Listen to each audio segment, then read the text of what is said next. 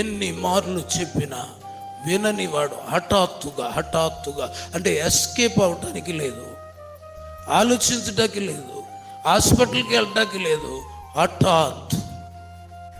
హఠాత్తుగా పడిపోతాడంట, తిరిగి లేవడం అని రాశాడు.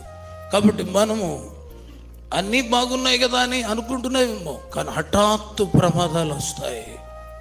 ఎందుకంటే ఒకడు చెడిపోయినా అలాగ చచ్చిపోవడం దేవుడికి ఇష్టం లేదు.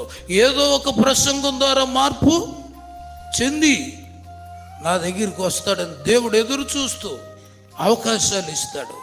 అవకాశాలు ఇచ్చేటప్పుడు నీకేం జరగదు, ఏం జరగకపోవడానికి నేను బాగానే ఉన్నాను కదా అనుకుంటావు. ఉగ్రత పెరుగుతుంది, పాపం పరిపక్వమవుతుంది, ఒకేసారి పెళ్ళుని నీ మీదకు అది దిగిపోతుంది.